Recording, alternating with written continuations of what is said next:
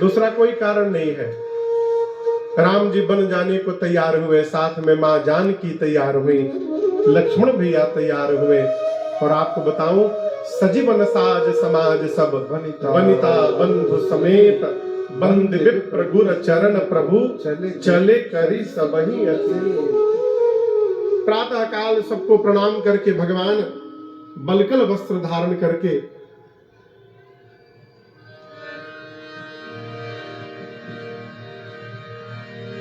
विशेष उदासीन व्रत का संकल्प लेकर भगवान मैया और भैया के साथ गुरुदेव भगवान के आश्रम में गए, जाकर उनको दंडवत किया है, प्रणाम किया है। ब्राह्मणों को बुलाकर भगवान ने वर्षासन दिया है और उसके बाद सबको प्रणाम करके राम जी, लक्ष्मण जी और सीता जी वन की ओर चल पड़े। दशरथ जी महाराज ने सुमंत जी को कहा, रथ लेकर के जाइए, रथ पर बिठाकर 5 दिन 4 दिन वन घुमाइएगा और उसके बाद वापस लेकर के आइएगा। पिताजी की आज्ञा सुनकर भगवान रथ पर बैठे। पहले दिन तमसा नाम की नदी के किनारे विश्राम हुआ। पूरी अयोध्या की प्रजा राम जी के पीछे पीछे चल रही है। भगवान सोचे, रात्रि में प्रजा साथ में रहेगी तो वचन का निर्वाह नहीं कर पाऊंगा। अस्तु मध्य रात्रि में सबको गहरी निद्रा में सुलाकर माया का आवरण चढ़ाकर भगवान ने सुमंत जी से कहा, तात रथ के पहिए के चिन्ह को मिटाकर इसी समय चलिए आप। और सबको सोता छोड़ भगवान आगे बढ़े। और दूसरे दिन ठीक तीसरे पहर भगवान श्रृंगवेरपुर पहुंचे हैं।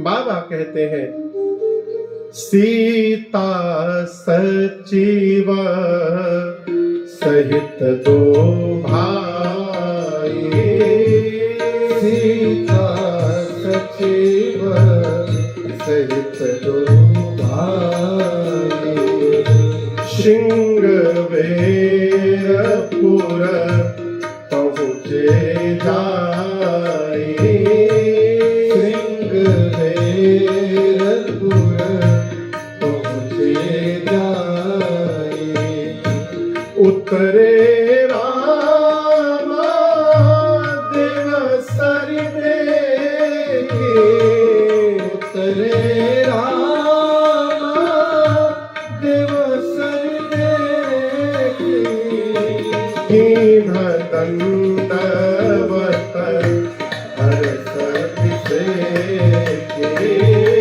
कीन्ह दंडवत हर्ष अभिषेके, कीन्ह दंडवत हर्ष अभिषेके। भगवान चले और चलते चलते दूसरे दिन राम जी श्रृंगवेरपुर पहुंचे। कहां पहुंचे? जोर से बोलिए, श्रृंगवेरपुर।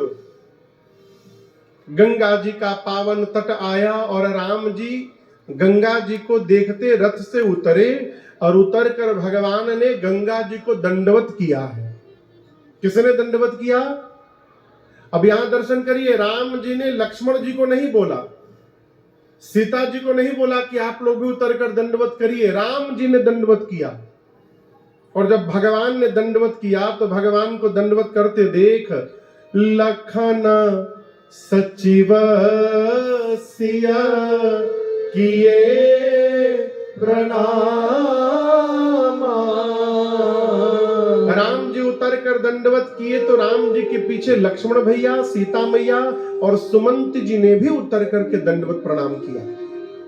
एक कथा कहती है, संस्कार सिखाया नहीं जाए, संस्कार में रहा जाए। यदि हम संस्कार का पालन करेंगे तो हमारे पीछे वाले हमको देखकर वो भी पालन करने लगेंगे।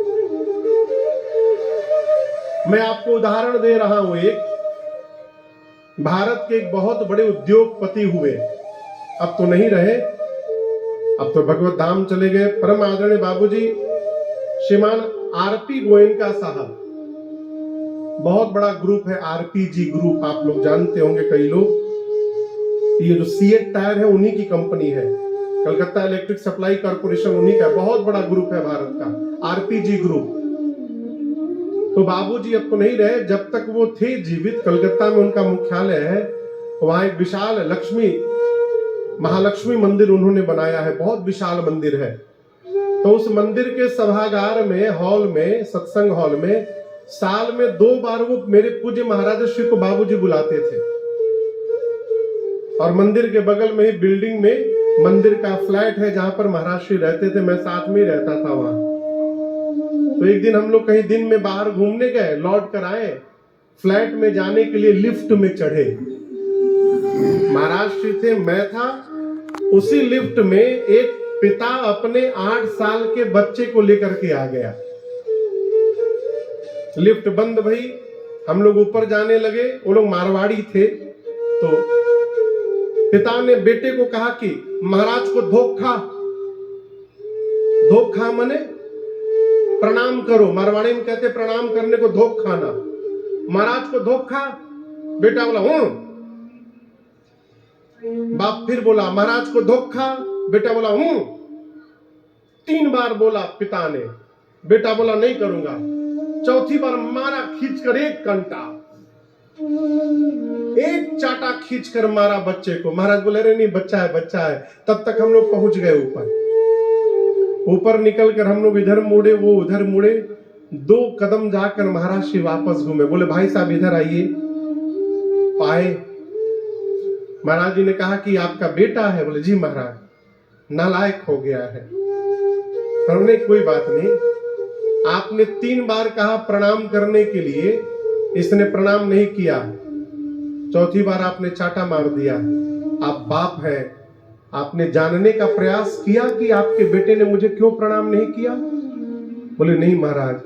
महाराज जी बोले मैं बता रहा हूं, जब बाप होकर तुमने प्रणाम नहीं किया तो ये बेटा तो तुम्हारा ही है, ये कैसे करेगा? मुझे भूलता नहीं ये प्रसंग, इतना सम्मुख हो गया उनका।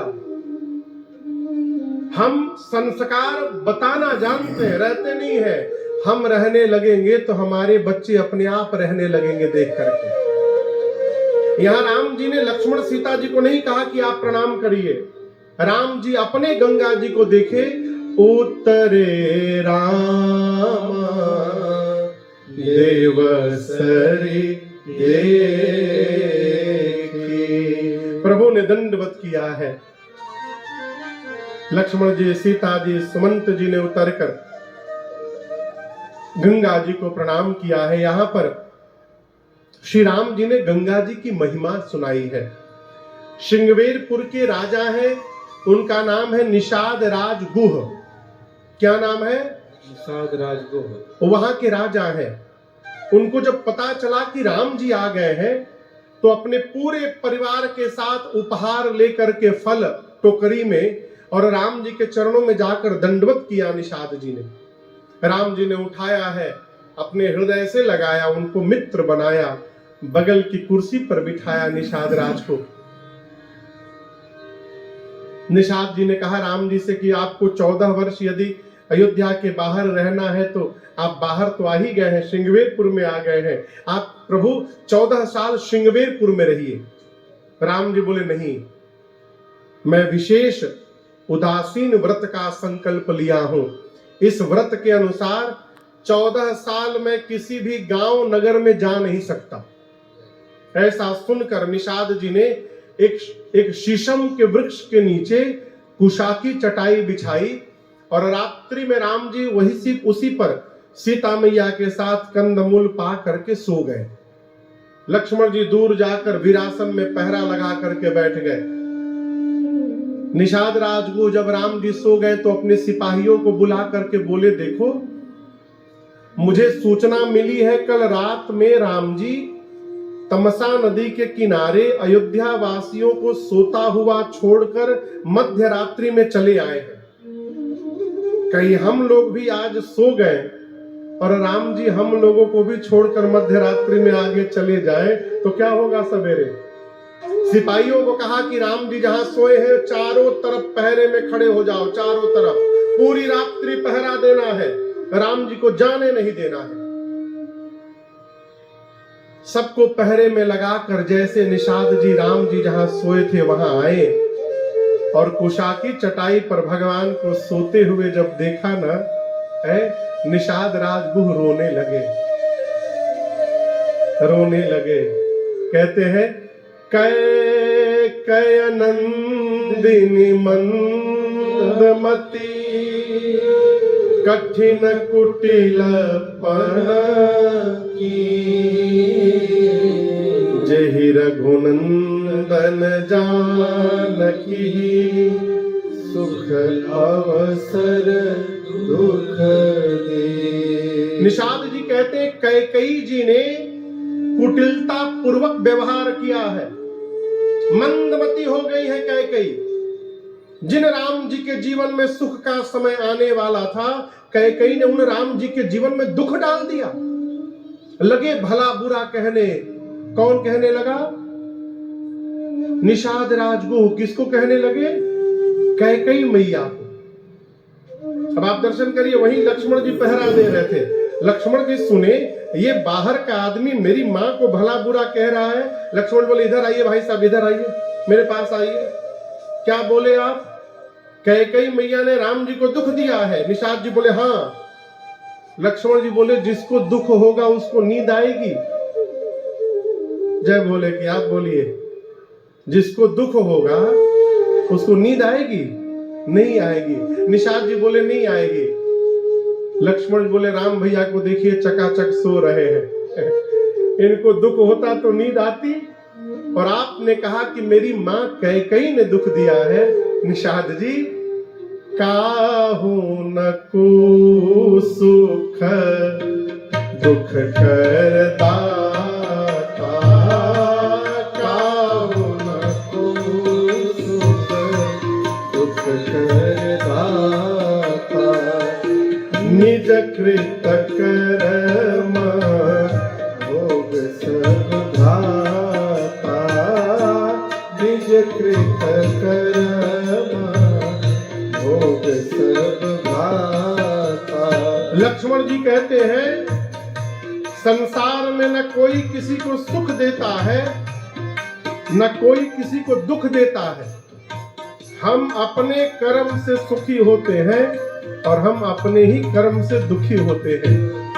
ये जितना आप देख रहे हैं, मिलना बिछड़ना, जन्म लेना मरना, अच्छा बुरा, स्वर्ग नरक जंजाल व्यवहार, देखिए सुनिया दुनिया मन माहे, देखिए सुनिया दुनिया मन माहे, मोह मोर मारत नारे, मोह मोर मारत नारे, मोह मोर मारत नारे।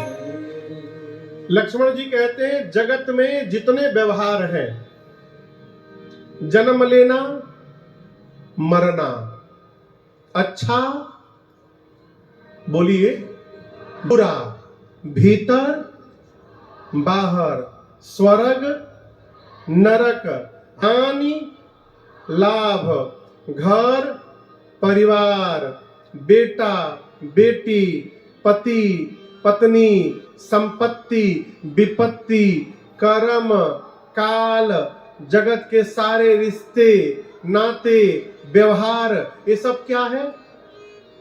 हम लोग इसी में जी रहे हैं, इससे बाहर नहीं जी रहे हैं। सब लोग इसी में, इतने में जी रहे हैं। लक्ष्मण जी बोले ये सब क्या है? ये सब मोह का मूल है। क्या है? मोह। ये मोह का जड़ है, इसी से हमको मोह होता है। हम आपको उदाहरण दे रहे हैं। ये दिख रहा है, ये क्या है?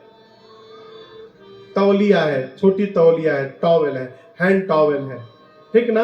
ये किसका है? बोलिए, ये किसका है? कपड़े का नहीं पूछ रहा हूं, कपड़े का तो तौलिया होगा, और किसका होगा? तौलिया तो प्लास्टिक का थोड़ी होगा, कपड़े का ही होगा। ये किसकी तौलिया है? मेरी। किसकी तौलिया है? मेरी तौलिया है। ये तौलिया यदि फट जाए ना तो आप लोगों को कष्ट नहीं होगा, लेकिन हमको रात को नींद नहीं आएगी। क्यों? इस तौलिया को मैंने अपना माना है, और ये अपना मानना ही मोह है। ये अपना मान लेना यही मोह है, और यही मोह हमको रुलाएगा, यही मोह हंसाएगा। ये तौलिया गुम हो जाए हम रोएंगे, तौलिया मिल जाए हम हंसने लगेंगे। ये तौलिया गुम हो जाए आपको कोई फर्क नहीं पड़ेगा, मिल जाए तो भी आपको कोई फर्क नहीं पड़ेगा। एक बार हम राजधानी ट्रेन में जा रहे थे कलकत्ता, तो ट्रेन में तौलिया दिया जाता है, आप लोग जानते होंगे। एक विद्वान पढ़े लिखे महापुरुष कोटि के आदमी उसी तौलिया से अपना जूता साफ कर रहे थे। हम देख लिए, उस दिन के बाद से हम ट्रेन का तौलिया छूते नहीं है। न जाने लोग इसे काका साफ किए होंगे, हम अपन लेके चलते हैं। अब वो जूता क्यों साफ किए? वो ये मान लिए हैं कि मेरी नहीं है, इसलिए उस तौलिया से उनको प्रेम नहीं है। ये जो मोह है, यही मोह हमारे सुख दुख का सबसे बड़ा कारण है। और इसी मोह में आकर के हम और आप सपना देखते हैं। मैं उदाहरण दे रहा हूं, सपना ऋषिकेश बगल में है, एक वहां घर बन जाए ना, आनंद आ जाएगा। अब सपना देख लिए ना, अब यदि घर बन गया तो हम सुखी हो गए, और घर नहीं बना तो दुखी हो गए। अब आप कहोगे नहीं नहीं, बिल्डर ने हमको दुखी कर दिया, बिल्डर ने खाक दुखी किया। सपना किसने देखा? किसने देखा सपना? आपने देखा, तो आपने अपने आप को दुखी किया है। लक्ष्मण जी कहते हैं, न कोई किसी को सुखी कर सकता है, न कोई किसी को दुखी कर सकता है। सब इस मोह की रात्रि में सो रहे हैं।